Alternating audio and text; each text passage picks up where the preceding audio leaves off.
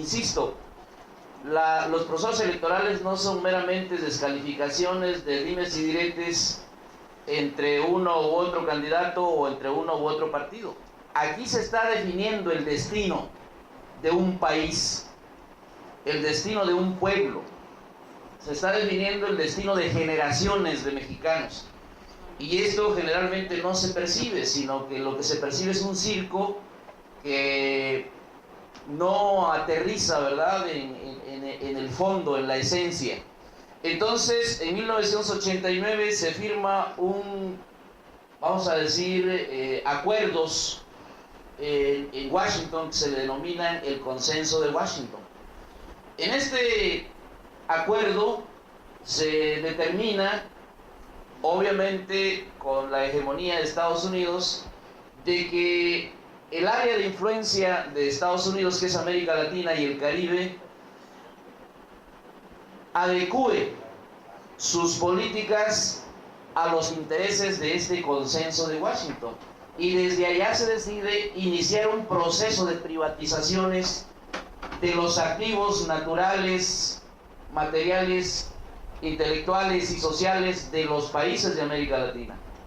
Entonces ese proceso de privatización aquí en México es pionero. El gobierno mexicano empezó desde 1982, pero donde ya encuentra un marco jurídico, legal, político, inclusive metaconstitucional, es decir, más allá de nuestras propias constituciones en América Latina, es en el Consenso de Washington.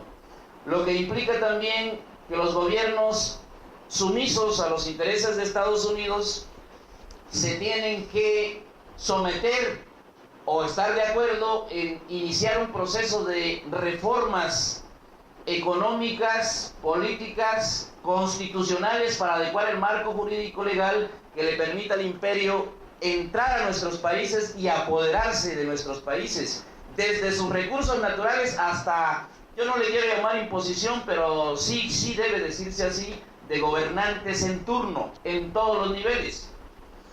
Este fenómeno también se vive en la Unión Europea.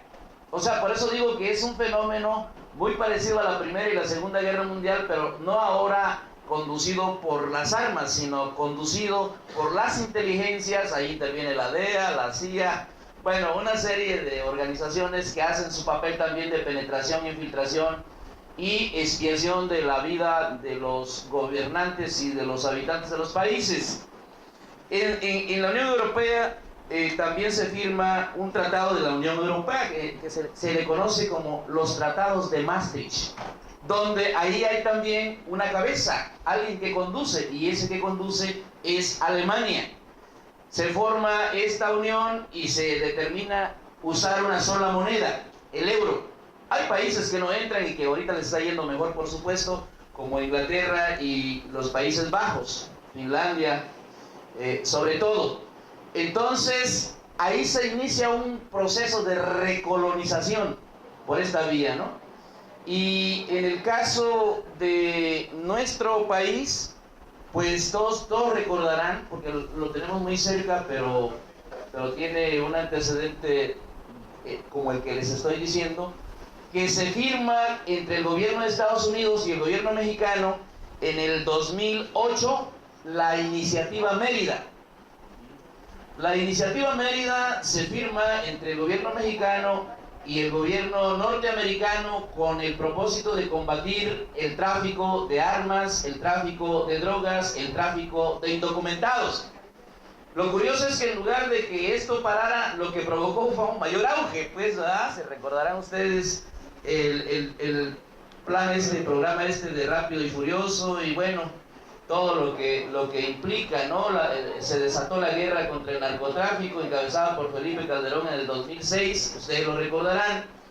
Bueno, el propósito de este entorno, compañeros, de darles este entorno, es decirle que lo que se está jugando en este momento es el rescate de la nación, el rescate de la soberanía política, el rescate de la soberanía económica, el rescate de la soberanía constitucional de este país, porque atendiendo a pies juntillas, los neoliberales, los tecnócratas que se han apoderado de las instituciones del Estado mexicano, pues han cumplido todo lo que implica el consenso de Washington y que se traduce en la privatización de todas las empresas estatales, en la firma del Tratado de Libre Comercio el 1 de enero de 1994, con una cuestión desigual muy grande, que trajo como consecuencia, ellos dijeron que se iba a reactivar el mercado interno, que se iban a generar fuentes de trabajo, empleos, que se iba a evitar el río de gentes que se va para el norte, y que bueno, nos iba a ir muy bien, ¿verdad? O sea, que el Tratado de Libre Comercio era la panacea que iba a resolver todos nuestros problemas como mexicanos. Y ocurrió totalmente lo contrario, ¿no? O sea, destruyó, aniquiló al capital productivo en el campo, en la ciudad, en la industria, en los servicios, y destruyó miles de pequeñas, medianas empresas que hoy sigue todavía ampliándose y profundizándose eso con la política económica que se sigue. De ahí se deriva que en los años 90 haya habido teóricos que empezaron a elaborar una teoría que se denominó el Estado fallido. El Estado fallido, compañeros, no es producto de un analfabetismo económico, político, ideológico, social de la clase política mexicana. El Estado fallido es una política estratégica instrumentada por Estados Unidos para tener la plena justificación de intervenir, ya no solo económicamente, ya no solo políticamente, ya no solo legalmente, sino militarmente a los países. Con el pretexto de que ahora que se abrió ya la industria petrolera, la industria minera y todas las industrias habidas y por haber, y vienen los capitales y se asientan en el país, ellos, cuando vean que el Estado mexicano es incapaz de defender esos intereses que ellos tienen en el país, pues con amplia justificación y apelando al derecho internacional, pues va el ejército norteamericano a incursionar al Estado mexicano para defender los derechos de los norteamericanos. O sea, el tema no es sencillo. Yo por eso digo, exponerlo sí no es un tema tan sencillo, y sé que también estas introducciones que siempre hacemos casi nunca se recogen en el tema de la prensa, porque lo fundamental pues es la declaración de nuestros candidatos y candidatas. Pero yo sí creo, sugiero, no pretendo darles línea sobre sus editoriales o sobre sus artículos que tengan que hacer. Yo sí sugiero que hay que darle esta contextualización, porque si no, entonces de nada sirve que la ciudadanía sepa lo que dicen los candidatos si no tienen el contexto. Y aquí nosotros decimos, en el país siempre han existido dos proyectos: el proyecto de las izquierdas y el proyecto de las derechas. Esa es la verdad.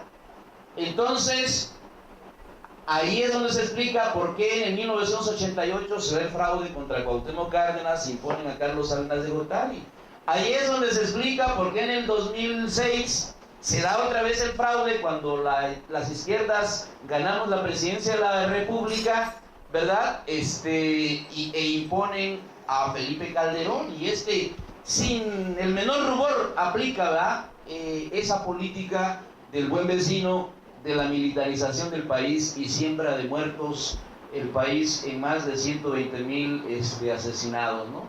Más de 10 millones de desplazados internos por la violencia que se genera, y bueno, la migración de mexicanos hacia el norte se acelera. Entonces nosotros decimos, aquí se está jugando, si se le puede llamar así, el destino de la patria, el destino de la nación, el destino del Estado mexicano.